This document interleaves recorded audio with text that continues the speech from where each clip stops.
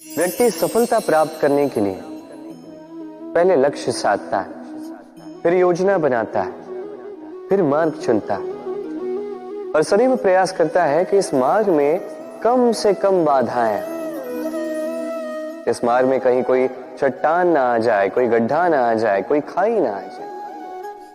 और यही सबसे बड़ी भूल वो कर बैठता है। कैसे? सोचिए, एक सरल सपाट मार्ग आपको कहां ले जाएगा? एक सीधे सपाट स्थल। यहां तो कोई भी पहुंच सकता है, इसमें विशेष क्या है? सोचिए, यदि आपके मार्ग में गड्ढे हो, खाई हो, चट्टानी हो, तो इसके परे एक शिखर भी है जो आपकी प्रतीक्षा कर रहा है। सफलता का वो शिखर जहां कोई सरलता से नहीं पहुंच पाती, जो विशेष। इसलिए अपने जीवन में जब भी समस्याएं आए उससे कतराएं नहीं, एक मुस्कुराहट के साथ उसका स्वागत करें। और सावधान रहें, यदि आपके मार्ग में समस्याएं ही ना आए तो इसके दो ही अर्थ हैं। या तो आपने लक्ष्य ठीक नहीं चुना है, या आपने मार्ग ठीक नहीं चुना। मनुष्य की सदैव ये इच्छा होती है कि वो परिपूर्ण बने, इसलिए सदैव प्रयास करता है, कर्म करता रहता है कि उसके जीवन में कभी कोई त्रुटि ना हो, कोई दोष ना हो, कोई भूल ना हो। तो जब मनुष्य ये करने लगता है, अपना समस्त ध्यान उसी पे केंद्रित करता है, तभी उसका विकास धीरे धीरे धीरे रुक जाता है। कैसे? आप कहेंगे कि इसमें क्या अनुचित है, ये तो अच्छा प्रतीत होता है। देखिए, ये त्रुटियां, ये दोष, ये भूल, आप कुछ भी कर ले, आपके जीवन में रहेंगे ही रहेंगे। और मेरी बात मानी, यही है जो आगे जाके आपको जीवन में सुधरने के लिए उकसाएंगे। एक निश्चित मापदंड लेकर आगे बढ़ना ठीक प्रतीत हो सकता है, किंतु ये केवल यंत्र को जन्म देता है, न मानवता को, न मनुष्य को।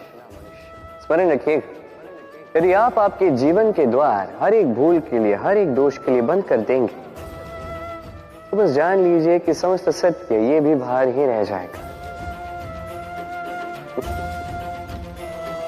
ये भूल, ये दोष, ये त्रुटियां ही हैं जो आपको जीवन के विषय में, प्रयास के विषय में, कर्म के सत्य के विषय में जानकारी देंगे। तो इन त्रुटियों का आदर करना सीखें। छल, कपट, इन शब्दों से संसार का कौन सा व्यक्ति अवगत नहीं? सभी जानते हैं ये शब्द क्या है, इसका अर्थ क्या है। सभी जानते हैं विश्वासघात क्या है, सभी ने अनुभव किया है। किंतु क्या कभी आपने सोचा है कि ऐसा क्यों होता है? इसका कारण क्या है? इसका कारण है आशा। यदि आप गुफा में जाएंगे और आप ये आशा रखेंगे कि यहां पे अंधकार नहीं होना चाहिए, तो आप तो चोट खाएंगे ही। यदि आप सागर में जाएंगे और आप आशा करेंगे कि मैं भीगूंगा नहीं, तो इसमें सागर का तो कोई दोष नहीं, इसमें दोष है आपकी आशाओं का। एक महत्वपूर्ण बात स्मरण रखिए, मनुष्य मनुष्य को नहीं छलता, मनुष्य को छलती हैं उसकी आशाएं जो वो अनुचित पात्रों से रखते हैं। इसलिए जीवन में कभी भी आशाएं लगाने से पूर्व संबल की परिभाषा जान ले कि वो आपको सहारा देने योग्य है भी या नहीं। ना टूटेगी आशा, ना टूटेगा विश्वास। हम जीवन जीने के लिए कुछ न कुछ करते हैं, कुछ कार्य हम करते हैं आर्थिक संपन्नता के लिए, कुछ कार्य हम करते हैं इस हृदय को प्रसन्न करने के लिए।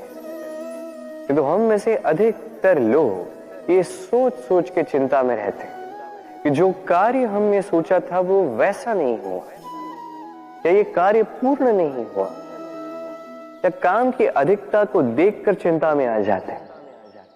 अब ये चिंता जो है ये दुख को आमंत्रित करती है, और ये दुख पल पल हमें मार देता है। तो सोचिए, क्या ये सच है क्या काम की अधिकता हमें सच में मार देती है? कदापि नहीं। समझिए एक महत्वपूर्ण बात, आज तक इस संसार में जितने भी महापुरुष आए उनके पास भी उतना ही समय था जितना आज आपके पास है। उतनी ही घड़ियां थी, उतने ही पहर थे। अंतर बस इतना कि उन्होंने चिंता में समय नष्ट नहीं किया, उन्होंने योजना बनाई, उसे कार्यान्वित किया और जीवन में महान से महान कार्य किए, जिसके कारण आज भी हम उन महापुरुषों को स्मरण करते हैं। एक महत्वपूर्ण बात स्मरण रखिए, काम की अधिकता हमें नहीं मारती, काम की चिंता हमें मारती है। तो इस चिंता को कहीं त्याग दीजिए और निरंतर प्रयास कीजिए, योजनाबद्ध बन जाइए और जीवन में केवल आगे बढ़िए। आनंद ही आनंद होगा। कई बार हम जीवन में निराश हो जाते हैं, ये सोच के कि निरंतर प्रयास करने के पश्चात भी हमें हमारा लक्ष्य नहीं मिलता। हम समझ नहीं पाते हो क्या रहा है। कई बार ऐसा लगता है कि वो लक्ष्य जो हम चाहते हैं, वो स्वप्न जो हमने देखा, जिसके लिए हमने निरंतर प्रयास किए, हम कदाचित उसके योग्य ही नहीं। वो लक्ष्य ही हमारे लिए ठीक नहीं है। हमारा मनोबल टूट जाता है और ये अत्यंत कठिन परिस्थिति होती है। अब ऐसे में किया क्या जाए, आपको समझाता हूं एक उदाहरण द्वारा। कभी किसी वृक्ष को देखिए, वो भी अनेक कठिनाइयों का सामना करता है, जैसे पतझड़। पतझड़ के आते ही वृक्ष हार नहीं मानता, अपने पत्तों को, अपने पुष्पों को बदल देता है, किंतु जड़ों को नहीं बदलता। वो उस पर अडिग रहता है और पतझड़ के जाते ही अब वृक्ष को देखिए, पुनः हरा भरा होकर खिल उठता है। इसी प्रकार आप भी जीवन में निरंतर प्रयास करते रहे, फिर भी यदि आपको सफलता नहीं मिलती है तो अपना मार्ग बदलिए, किंतु आगे बढ़ते रहे, निरंतर प्रयास करते रहे। किसी न किसी मार्ग से, कहीं ना कहीं से आप पहुंचोगे तो आप जानोगे कि आपकी सफलता आप ही की प्रतीक्षा कर रही है। आपने मनु के विषय में तो सुना ही होगा। उसे एक अवसर दिया गया, या तो वो अपने पतवार की रक्षा करे या इस सृष्टि को आने वाले प्रलय से बचाने के लिए नौका का निर्माण करे।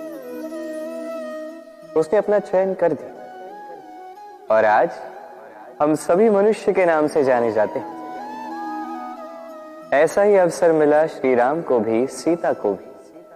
उन्होंने भावनाओं से ऊपर उठकर इस संसार के समक्ष उत्तम उदाहरण प्रस्तुत किया। ऐसा ही अवसर मिला रावण को भी, ऐसा ही अवसर मिला कंस को भी। एक अवसर, अनुचित मार्ग को त्याग कर उचित मार्ग पर आने। उन्होंने इस अवसर को त्याग दिया और उन्हें इस संसार को छोड़कर जाना पड़ा। एक अत्यंत महत्वपूर्ण बात स्मरण रखिए, अवसर, ये शब्द जितना छोटा है, ये जीवन में आता भी उतने कम समय के लिए। अब इस अवसर का आप क्या करते हैं? इसका लाभ उठाकर अपने नाम को प्रकाशित करते हैं, इस संसार में, इतिहास में स्वयं को अमर करते हैं, या असफलता का उदाहरण बनते हैं? निर्णय आपका। स्वप्न, स्वप्न ये शब्द हमारे जीवन में कितना महत्वपूर्ण है। कुछ स्वप्न ऐसे होते हैं जो हम रात्रि की मीठी निद्रा में देखते हैं, तो कुछ स्वप्न हम खुली आंखों से देखते हैं। कुछ स्वप्न हमें मीठी नींद देते हैं, तो कुछ हमें सोने ही नहीं देते। अब खुली आंखों से देखे जाने वाली ये स्वप्न छोटे हो सकते हैं या बड़े, किंतु इससे जुड़ी होती है सफलता। अब आपको एक बात समझाता हूं, ये है आपके स्वप्न, ये है सफलता। अब इनके मध्य की कड़ी है कठिनाई। तो जितने बड़े स्वप्न होंगे उतनी बड़ी कठिनाई, जितनी बड़ी कठिनाइयां उतनी ही बड़ी सफलता। स्मरण रखिए, सबसे ऊंची उड़ान भरने के लिए बाज को मेघों से ऊपर उठकर उड़ना पड़ता है। तो इन कठिनाइयों से दूर मत भागिए, अवश्य ये वही कठिनाइयां हैं जिनसे संसार दूर भागता है। ये वही कठिनाइयां हैं जो हमारे जीवन में ना आए इसलिए लोग प्रार्थना करते हैं, किंतु ये वही कठिनाइयां हैं जिसका सामना करके आपको वह सफलता प्राप्त होगी, आपको आपका लक्ष्य प्राप्त होगा। प्रसन्नता। ये प्रसन्नता कोई ऐसा भाव नहीं है जो सृष्टि में पहले से निर्मित है। प्रसन्नता एक ऐसा भाव है जो आपको आपके कर्मों से अर्जित करना पड़ता है, और जितना दूसरों को दोगे उतना ही ये अंकुरित होगा। अर्थात जितनी प्रसन्नता दूसरों को दी जाएगी उतनी ही प्रसन्नता स्वयं चलकर आपके पास आएगी। अब आप कहोगे ये तो अत्यंत कठिन कार्य है, ये कैसे संभव है? सबको प्रसन्न रख पाना तो स्वयं महादेव के वश में नहीं, हम तो साधारण से मनुष्य हैं, ये कैसे हो पाएगा? चलो आपकी ये बात मैं मान लेता, सबको प्रसन्न रख पाना संभव नहीं, ये 100% उचित कथन, किंतु हम प्रयास तो कर सकते हैं कि प्रसन्नता ना से हम किसी को दुख ना पहुंचाएं। ये तो हम कर सकते हैं। जितना ये दुख कटेगा उतना ही सुख बढ़ेगा, और जितना ये सुख बढ़ेगा उतनी ही आएगी ये प्रसन्नता। तो आइए और इसी प्रसन्नता के साथ कहिए राधे राधे। कैसे हैं आप? पूछने का कारण ये कि आज के समय में आसपास किसी भी देख लो, दुखी, व्याकुल, सोचता है कि संसार में सबसे अधिक दुख उसी के जीवन में, सबसे अधिक समस्याएं उसी के जीवन में। संसार में ऐसा कोई व्यक्ति नहीं जिसके जीवन में समस्या नहीं, और संसार में ऐसी कोई समस्या नहीं जिसका हल मनुष्य के पास नहीं, किंतु उस हल को खोजने के लिए अपनी बुझाओं को खोलकर जीवन में आगे बढ़ना होता है, साहस से आगे बढ़ना होता है। किंतु कुछ लोग क्या करते हैं, अपने माथे पर हाथ रख के किसी कोने में बैठकर निराश होकर अपने भाग्य को कोसते हैं। नहीं, ये कभी मत कीजिए। कर्म कीजिए, आगे बढ़िए, साहस दिखाइए, और सबसे महत्वपूर्ण बात, संयम रखिए, क्योंकि आपका लक्ष्य कितना भी कठिन क्यों ना हो, उस तक पहुंचने का मार्ग आपके पांव के नीचे से होकर ही जाए। आप ऐसे कई लोगों को जानते हो जो ब्रह्म मुहूर्त में उठते हैं, स्नान करते हैं, प्रार्थना करने बैठ जाते हैं, श्लोक पाठ करते हैं और दूसरों को भी ज्ञान देते हैं कि वो भी ये सब करें, मंत्रोच्चार करें।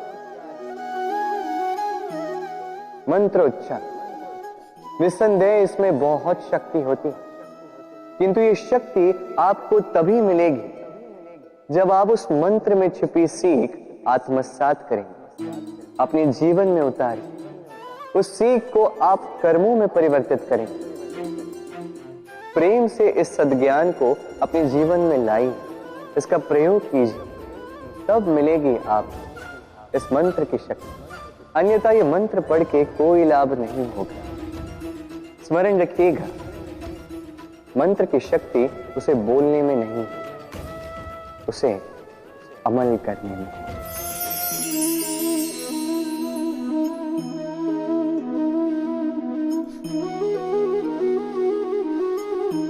चलिए आज आपसे एक प्रश्न पूछता हूं। मनुष्य अंधकार से भयभीत रहता है, ऐसा क्यों? इसका उत्तर है कि इस अंधकार में मनुष्य कुछ देख नहीं पाता, न आगे देख पाता है न पीछे, आसपास क्या है समझ नहीं पाता, न अपनी राह देख पाता है न अपना लक्ष्य। इसके कारण अपना विश्वास खो देता है और इसी कारण से भयभीत हो जाता है। चलिए अब आपसे एक और प्रश्न करता हूं। क्या इस संसार में इतना अंधकार है कि इस दिए का अस्तित्व ही मिटा दे? नहीं, उल्टा ये दिया अंधकार को चुनौती देता है स्वयं जलकर संसार को प्रकाश देता है ये छोटा सा दिया। अब जब ये छोटा सा दिया अंधकार से भयभीत नहीं होता, तो भला आप क्यों असफलता से भयभीत होते हैं? आपके भीतर एक अमर आत्मा है, बस आवश्यकता है तो उस आत्मा को जगाने की। अपने भीतर की इस ऊर्जा को जगाकर तो देखिए, सब कुछ दिखेगा। क्रोध, क्रोध क्या है कौन नहीं जानता। हर आयु, हर वर्ग, हर श्रेणी के व्यक्ति को क्रोध का अनुभव हो चुका है। बल्कि किसी किसी का तो परिचय ही इसी प्रकार दिया जाता है कि व्यक्ति अत्यंत क्रोधी है, इससे तनिक बच के ही रहे। अब क्रोध क्या है हम सभी जानते हैं, किंतु ये क्रोध कर क्या सकता है ये बहुत कम लोग जानते हैं। क्रोध कुछ इस प्रकार है, किसी जलते हुए अंगारे को पकड़ना और किसी और की ओर फेंकना। अब इसके पीछे आपकी मंशा होती है सामने वाले को जलाने की, किंतु उससे पहले तो आपके स्वयं के हाथ जल जाते हैं। तो स्मरण रखिएगा, जब भी आप किसी और पर क्रोध करते हैं, सर्वप्रथम वो आपके विनाश का कारण बनता है। मैं कहता हूं जब इस संसार में करने के लिए प्रेम है तो क्रोध करना ही क्यों, प्रेम कीजिए, यही प्रेम सब में बांटिए।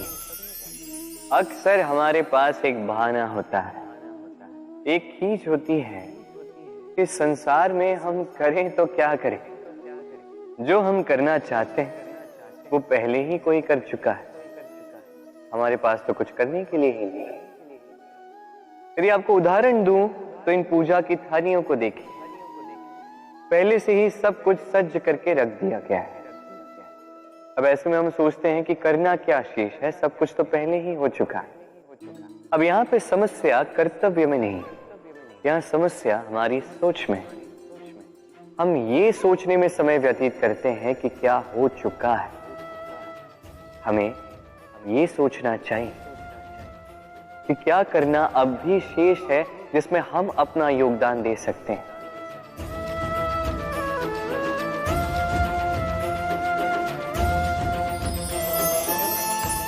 समझे? संसार में ऐसा कोई कार्य नहीं जो पूरा हो। आप सदैव उसे आगे बढ़ाने के लिए प्रयास कर सकते हैं। आप उस कार्य को और श्रेष्ठ बना सकते हैं। बस आवश्यकता है तो सकारात्मकता की। राधे राधे। भाग्य, समय और कर्म। देखा जाए तो हम सभी इन तीन शब्दों से भली भांति परिचित हैं। कदाचित हमारे जीवन में हम इन तीनों शब्दों का सबसे अधिक प्रयोग भी करते हैं। यदि पूछा जाए तो हर एक व्यक्ति का दृष्टिकोण इसके प्रति तनिक भिन्न है। कोई कहता है कि समय ही है जो भाग्य बनाता है, कोई कहता है कि भाग्य ही है जो समय को बदल देता है, कोई कहता है कि भाग्य और कर्म दोनों एक ही तराजू के दो पलड़े हैं। यदि आपको सत्य समझाऊं तो कुछ इस प्रकार समझाऊंगा। मनुष्य जीवन प्राप्त करना, मनुष्य के रूप में जन्म प्राप्त करना, ये भाग्य के हाथ में है। मृत्यु को प्राप्त होना समय के हाथ में, ये दोनों हमारे हाथ में नहीं। किंतु मृत्यु के पश्चात भी सदा सदा के लिए अमर हो जाना, लोगों के मन में बसना, ये अवश्य हमारे हाथ में, और ये हम प्राप्त कर सकते हैं केवल हमारे कर्मों द्वारा। अर्थात कर्म ही है जो सबका आधार है, तो इससे कभी विचलित ना हो। संसार का सबसे घातक प्राणी कौन सा? कोई कहेगा बाघ, कोई कहेगा सिंह, कोई कहेगा सर। नहीं, संसार का सबसे घातक प्राणी एक कपटी मित्र। अन्य सारे पशु केवल आपको शारीरिक हानि पहुंचा सकते हैं, किंतु एक कपटी मित्र आपके बुद्धि का विनाश कर सकता है, आपके विवेक का विनाश कर सकता है, सोचने समझने की शक्ति को हार सकता। एक कपटी मित्र आपके जीवन को नष्ट भ्रष्ट कर सकता है। उसमें इतनी क्षमता होती है कि वो आपको विनाश के ऐसे दलदल में ढकेल दे जहां से निकल पाना लगभग असंभव है। और जब आपको सत्य का ज्ञान हो जाता है तब आप में जागती है प्रतिकार की भावना, जो भी सर्वप्रथम आप ही का विनाश करते हैं। इसलिए जीवन में कपटी मित्रों से सावधान रहें और विश्वास लोगों पर सोच समझ कर ही कीजिए।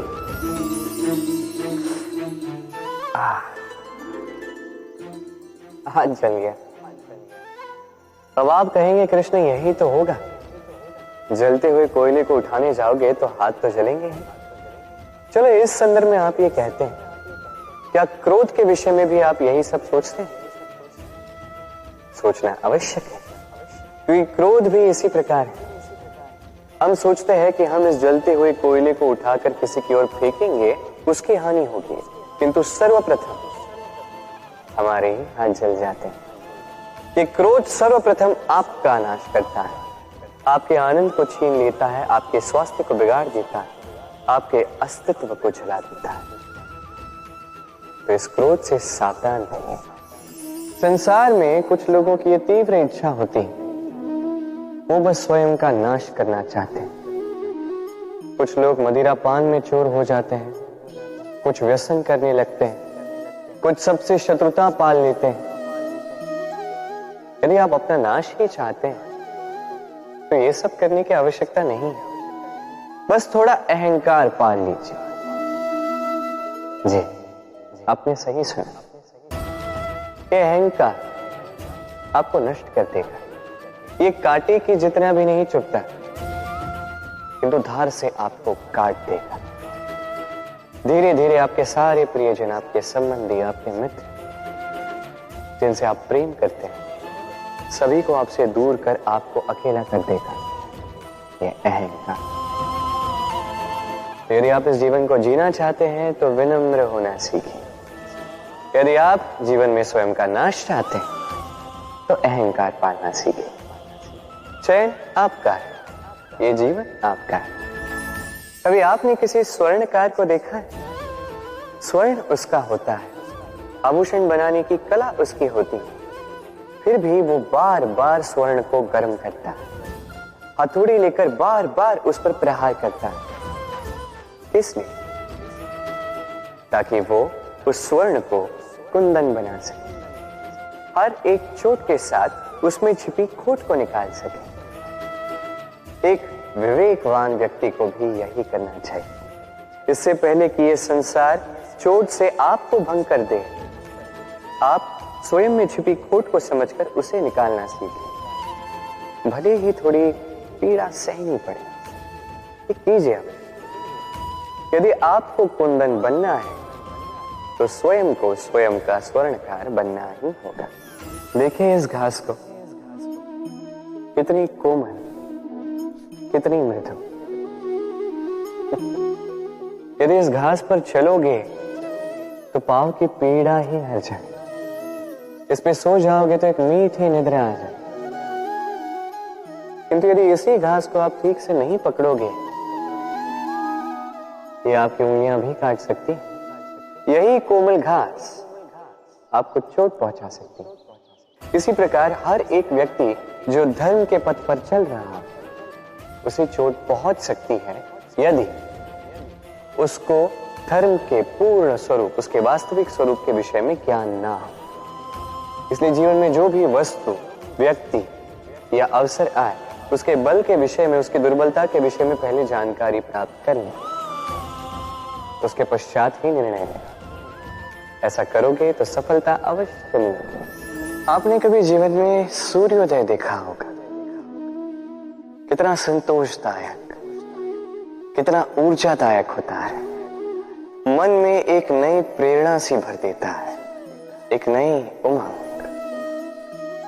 किंतु यदि आप जागने में विलंब करते हैं तो आप इस सूर्योदय को देख ही नहीं पाते।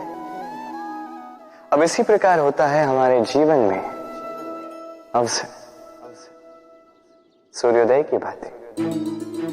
यदि आप अपने जीवन में आवश्यकता से अधिक प्रतीक्षा करेंगे इस अवसर का लाभ उठाने में, तो ये अवसर आपकी प्रतीक्षा नहीं करेगा, ये निकल जाएगा। इसलिए इन्हें सहेज कर रखें, सही समय पर जागे और इन अवसरों का लाभ उठाएं, अपने कर्म को पूर्ण रूप से साकार करें। इसे एक मुहूर्त की भांति देखें। यदि ऐसा करोगे तो जीवन भी सूर्योदय की भांति ही होगा। इसमें संतोष होगा, इसमें गरिमा होगी और इसमें होगी शांति।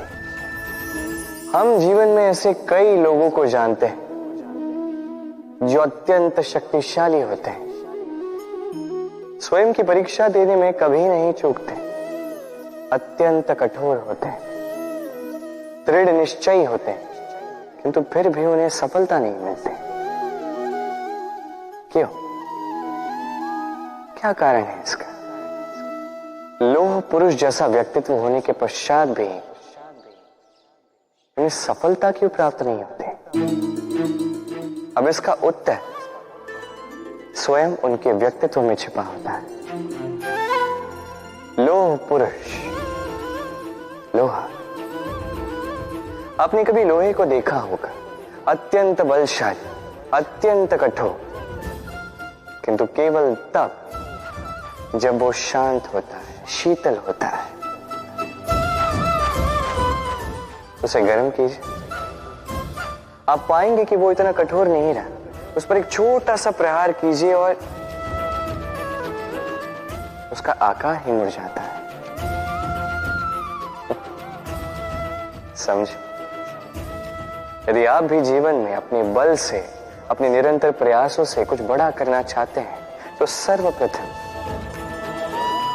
इस मन को शांत कीजिए, इसे शीतल बनाए रखिए। जो भी जीवन में मिला उसमें संतोष पाना सीखिए। इस क्रोध की ऊष्मा से स्वयं को ना बदलिए। पहचानिए उन विचारों को जो क्रोध को बढ़ाते हैं और उनका पतन कीजिएगा, अन्यथा ये क्रोध आपका पतन अवश्य करेगा। राधे राधे।